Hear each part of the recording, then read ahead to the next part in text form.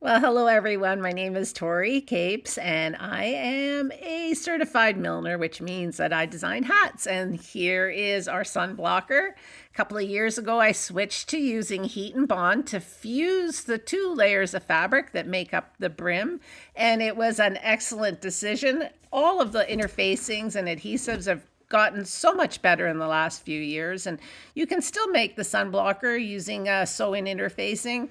But the heat and bond really has been put through the test and does a great job. And what it does is it fuses the two layers of fabric together, which sort of gives it a little bit more weight and acts like an interfacing. And the only thing is I just use it for the hats that have this finished edge trim on it. So you're going to have a raw edge if you use this to do what I'm doing.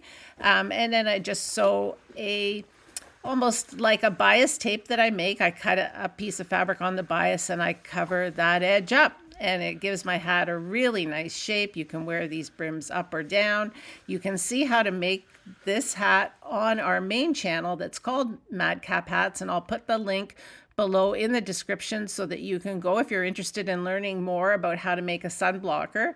But I also want to show you that Heat and Bond does a fabulous job making appliques or patches, however you want to call it. I've made a template for my maple leaf, and for my Canada hat, I like to sew using the fabrics that celebrate Canada, and I add this applique that is red canvas, a maple leaf on the side, and this has always been a best-selling hat for me.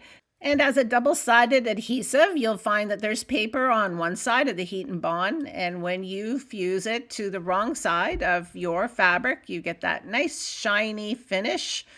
That's the glue, and you can place your patch or your applique in place, and then again you're using your iron to melt that adhesive onto the fabric, and this adhesive really sticks, folks. It stays in place and you can sew through it. So I do some top stitching as well, and with my bands on the sun blocker I will add a layer of the sew-in interfacing behind, but you can see, look at all those edges of that leaf are really in place.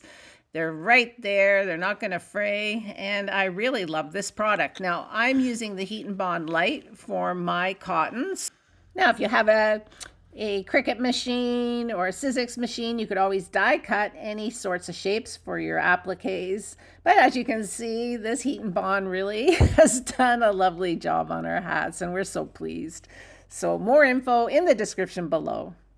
And join us on our main channel if you want to learn how to make the sun blocker. Thanks so much for watching. See you soon.